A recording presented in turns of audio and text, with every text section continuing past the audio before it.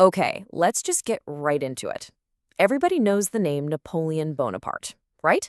When we picture the Napoleonic Wars, we instantly see that iconic hat, a guy standing there with his hand tucked into his coat, basically single-handedly directing the fate of the entire European continent. But what if I told you the greatest military mastermind in European history wasn't actually a solo act? Far from it. Behind that famous silhouette, and behind the massive empire that dominated the globe, were three very specific men who did the absolute heaviest lifting. Today, in this explainer, we are diving deep into the historical records to reveal the true architects behind Napoleon's greatest victories. You're going to meet the top three commanders who actually made that massive empire possible. Because honestly, without these three guys, Napoleon would have just been a guy with some really big ideas. So, if you ever bought into the myth that Napoleon conquered Europe all by himself, prepare to have your mind completely blown. He actually had a secret weapon, which was a highly elite team of brilliant generals. And their actual real-life stories are pure Hollywood material. I mean, we're talking about humble apprentices becoming literal royalty. We're talking about levels of battlefield bravery that totally cross the line into pure, unchecked insanity. And yes, we're even going to talk about a massive historical true crime mystery, where one of his absolute best men falls out of a window at literally the worst possible moment in human history. We're going to unpack exactly who these men were, how their incredible minds worked, and why the French emperor would have been completely and utterly lost without them. But before we get into the wild stuff, we kind of need to set the stage. To really understand these guys, you have to know what a marshal of the empire actually was. This wasn't just your average, everyday general. No way. It was the absolute pinnacle of military authority in France. It was a rank so prestigious, it actually dated all the way back to the 13th century. Now, it had been completely abolished during the French Revolution because, a super elite military rank didn't exactly fit the whole liberty and equality for all vibe they were going for at the time. But when Napoleon founded his brand new empire in 1804, he immediately brought it back. He awarded this title, which, by the way, came with this magnificent velvet baton decorated with golden eagles, to only the most capable, extraordinary, and battle-hardened commanders in his entire army. All right, coming in at number 3 is Marshal Louis-Alexandre Berthier. Now, Berthier wasn't the guy leading epic cavalry charges with a sword in his hand. He was the ultimate mastermind working behind the scenes. Berthier spent so much time organizing logistics, riding in a cramped carriage with the emperor, and working day and night to keep the army fed and moving that he was actually jokingly nicknamed Napoleon's wife by the rest of the army. I mean, it was a completely thankless, brutal job, but he knew exactly what he was doing. Once, when a friend questioned why he dedicated his entire life to serving such an incredibly demanding, short-tempered boss, Berthier just calmly replied, "Remember that one day it will be fine to be second to Bonaparte." He completely understood his vital place in history. And honestly, before Berthier came onto the scene, military communication was literally a nightmare. Orders were totally vague, couriers got lost in the woods, and supply lines were just pure chaos. Berthier completely revolutionized modern warfare by structuring all of this immense chaos into 3 highly efficient steps. First, he created a personal cabinet of elite clerks to handle all troop movements and secretive intelligence. Second, he set up a private military staff of fast-riding couriers to relay messages instantly across vast distances. And third, a general staff to manage the really boring but absolutely crucial stuff: hospitals, maps, and gunpowder supplies. Berthier had this heroic, almost terrifying capacity for work and a literal photographic memory. He could take Napoleon's vague, screaming verbal rants and instantly translate them into crystal clear, highly detailed written orders for the entire army. It was genius. To really wrap your head around what this guy was dealing with, just think about the invasion of Russia back in 1812.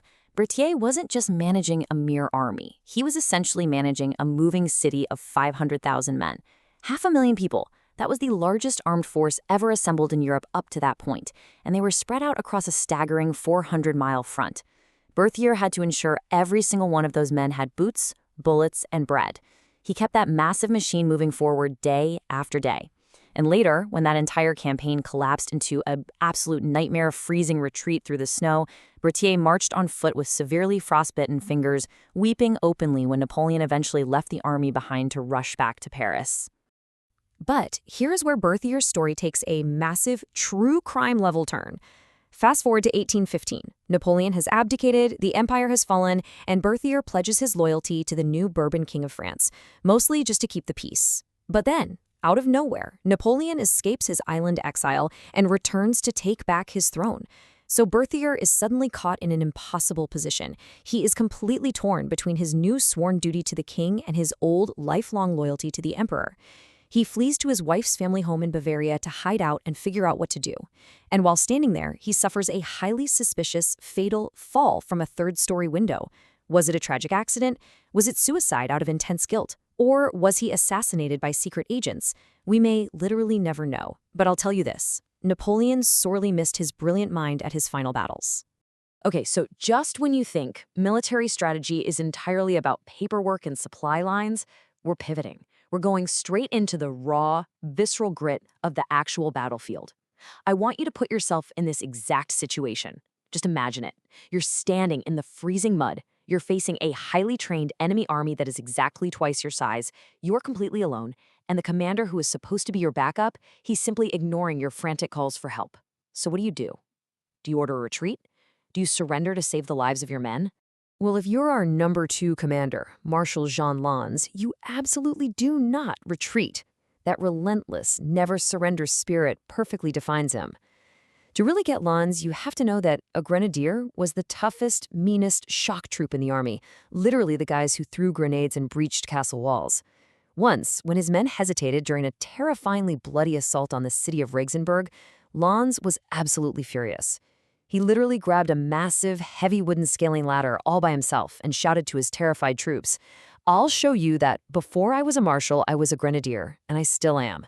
He then charged the fortress wall completely alone until his deeply ashamed aides practically tackled him, grabbed the ladder out of his hands, and led the successful attack themselves. I mean, that was Lannes, just pure, electrifying, lead-from-the-front bravery. And Lance's personal backstory is honestly just as crazy as his battlefield record. He didn't come from some fancy noble family. He started his life as a completely normal, dirt-poor dyer's apprentice in rural France. He joined the army as a basic volunteer and literally just fought his way to the absolute top through sheer grit. And he had a wildly dramatic personal life too. While deployed in Egypt, thousands of miles away from home and actually recovering from being shot right through the neck, he gets a letter. His wife back in France has just given birth to a baby boy. A baby that, mathematically speaking, definitely wasn't his.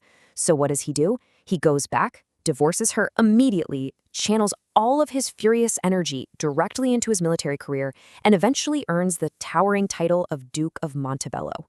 Talk about a glow-up. So, if Lannes was the wild, raging fire of the French army, our number 1 pick was absolute ice. It's a fascinating contrast. Lannes was fiercely brave, completely hot-tempered, and deeply, deeply loved by his men. He would gladly jump into freezing rivers and lead bayonet charges from the absolute front line. But on the complete flip side, we have Marshal Devote. Devote was coldly disciplined, highly methodical, and generally feared by his own troops, but universally respected by everyone who ever had the misfortune of facing him. If Lannes was the beating, passionate heart of the French army's military machine, Devote was without a doubt its calculating, unbreakable, strategic spine. Enter Marshal Louis-Nicolas Davout, famously known to history as the Iron Marshal. Now get this, when Napoleon first met him, Davout was balding, incredibly unkempt, and wore spectacles. Napoleon actually laughed out loud at him and called him a damn beast right to his face. But Davout would quickly prove to be the single greatest tactician of them all. He possessed this icy, almost unnatural calm under heavy fire. At the brutal, freezing Battle of Eylau, a blinding snowstorm caused absolute chaos. When his men were wavering under incredibly heavy Russian artillery fire, Davout just rode calmly right into the thick of the explosions and yelled, "Cowards will die in Siberia. The brave will die on the field of honor." His sheer presence was so commanding, it literally forced the men to hold the line. But what made Davout genuinely terrifying to fight against wasn't just his bravery, it was his unbelievable speed and extreme discipline. Now, a military corps is basically a self-contained mini-army, and Davout trained his corps harder than anyone else in the world, and that brutal training paid off massively during the famous Battle of Austerlitz. Napoleon had deliberately left his right flank weak to bait the enemy into a trap, but to snap the trap shut, he desperately needed Davout, so Davout force-marched his entire corps 70 miles over brutal, freezing, muddy terrain in just 48 hours. Guys, that is an insane pace for tens of thousands of men carrying heavy gear. But they arrived right at dawn, entirely exhausted but perfectly formed, and they saved the day. And that speed and discipline, it totally set the stage for his greatest masterpiece exactly 1 year later. Remember that absolute nightmare scenario we talked about just a minute ago, facing double the numbers completely alone? Well, this is it. At the Battle of Auerstedt, Davout had a force of roughly 26,000 men. While marching through thick fog, he accidentally ran headfirst into the main Prussian army, which had over 50,000 highly trained soldiers. To make matters worse, another French commander, Marshal Bernadotte, was camped out right nearby but deliberately ignored Davout's desperate requests for help out of sheer petty jealousy. So Davout is totally trapped.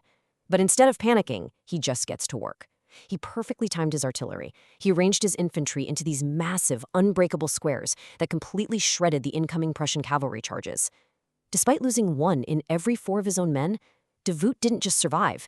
His masterful, iron-willed tactics completely shattered the Prussian main army single-handedly. When Napoleon received the dispatch about the victory, he literally refused to believe it. And this flawless track record brings us to the ultimate historical cliffhanger, a huge mystery regarding the Iron Marshal's fate at the very end of the empire. By the time 1815 rolls around, Davout was literally the only undefeated Marshal Napoleon had left. He was a proven, undeniable strategic genius who had never, ever lost a battle. Yet when Napoleon famously returns from exile to fight one last, desperate campaign against all of Europe, he makes a totally baffling choice. He doesn't take his best player onto the field with him. Instead, he makes Davout the Minister of War and leaves him completely behind in Paris to handle boring administration and manage the capital's defenses. It seriously leaves us with one of the most agonizing what-ifs in all of military history. If Napoleon had brought his Iron Marshal to Waterloo instead of leaving him thousands of miles away at a desk, if Davout had been commanding the right wing instead of a much lesser general, do you think the French Empire would still exist today? It just goes to prove that behind every great figure in history is an extraordinary team, and when you break that team apart, empires literally fall. So, what do you think? Who was the absolute greatest marshal of them all? Think about it, because history is absolutely full of these incredible hidden figures. Thanks for joining me on this explainer, and I'll catch you in the next one.